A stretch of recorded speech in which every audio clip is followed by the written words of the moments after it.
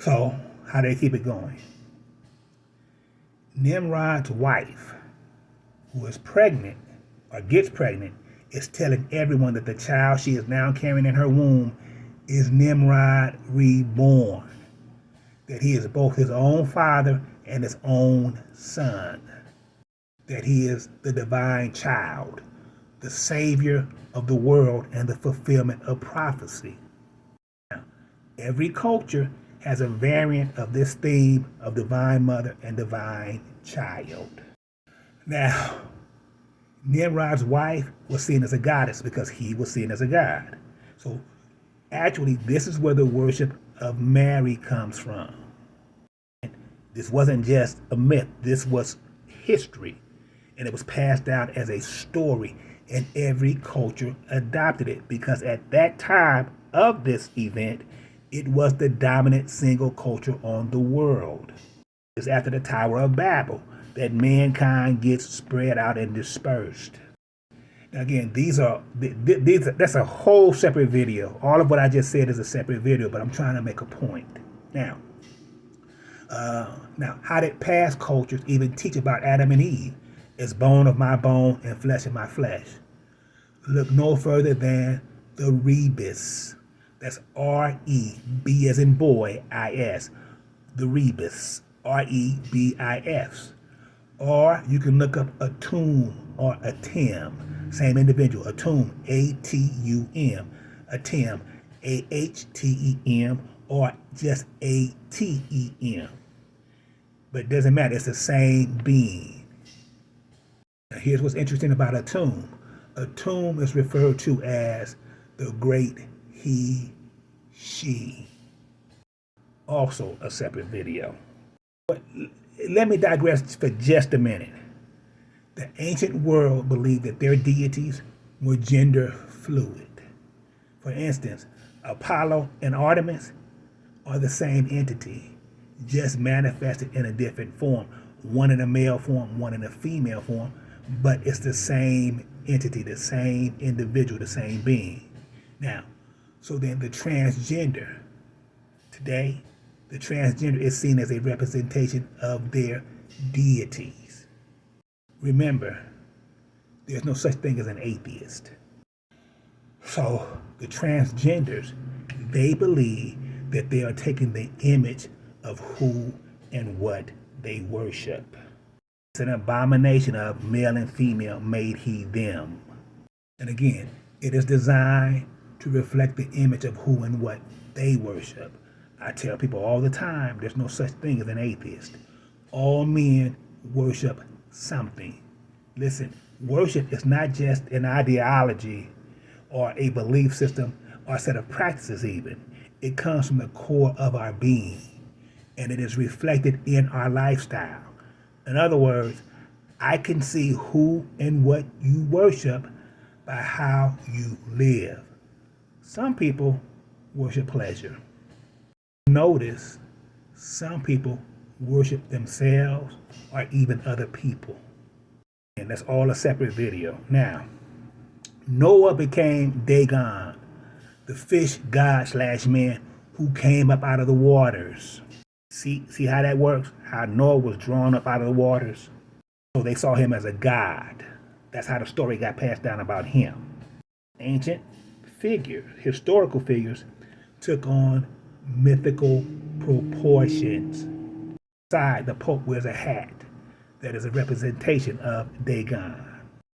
All of those teachings and beliefs came from one central culture. And these teachings, which began with the fall of man and reached a crescendo with the Atlantean mystery school system, which was wiped out in the flood. However, Ham brought them into a post-flood world. So when man was dispersed across the earth, these stories and beliefs went with them. Listen, they didn't destroy them and invent new stories wholesale. They evolved and began to have variations. But if you understand what you are looking at, you can see the similarities. And if you go back far enough, you find the nexus point, the thread of commonality. Now, Where does the Bible and the church system come in? Listen, there is a line of demarcation between what the Bible actually says and what you are seeing being practiced within the church system. The church, especially the Roman Catholic Church, the practices that they engaged in, they are steeped in the Kemetic Babylonian mystery school system. And you even see that with the Protestants as well. The entire church has been corrupted.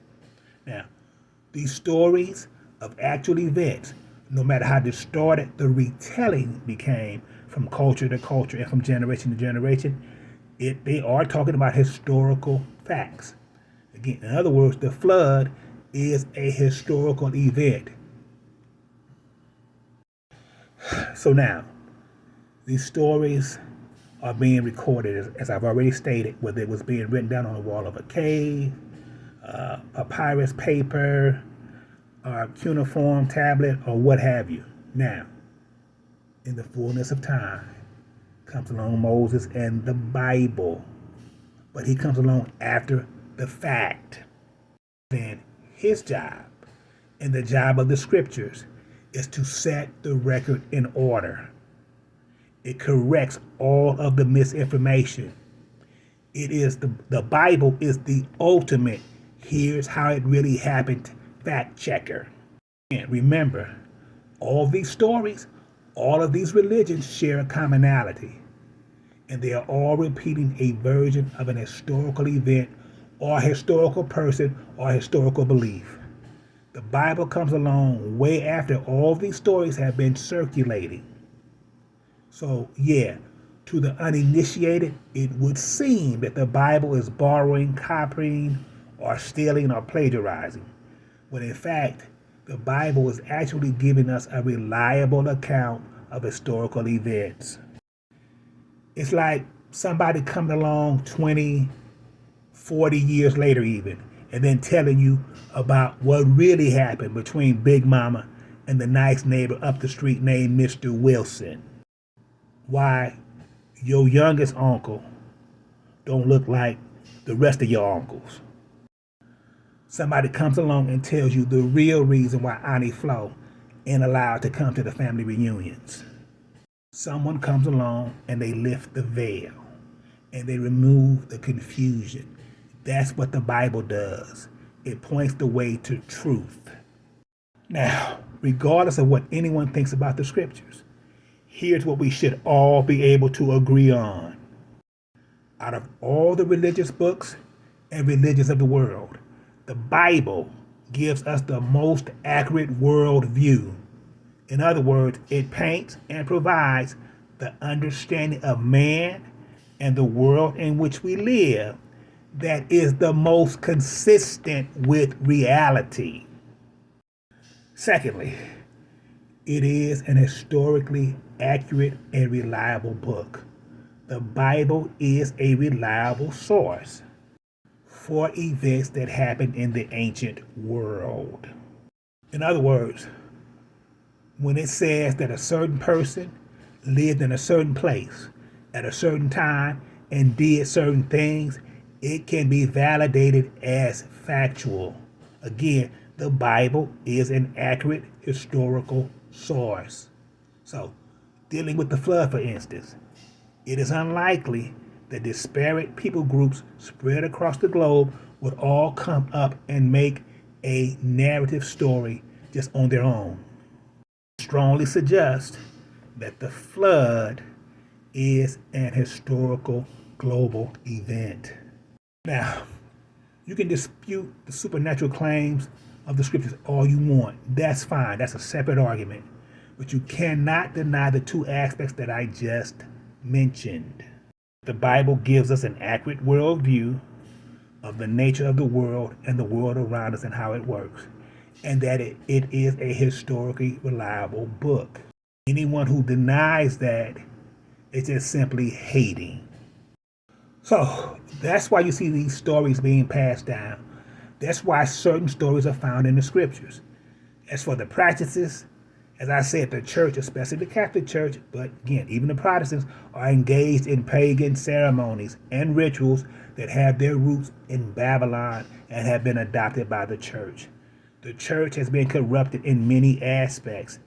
That is because it no longer adheres to the scriptures, but to man-made traditions. Let me close with this. The Great Reset. I've heard many a political figure say, on record, that's not a conspiracy theory. Despite all the talk about progressivism and moving forward, it's actually not about moving forward. It's about moving back. They want to reestablish the ancient belief system of the old world.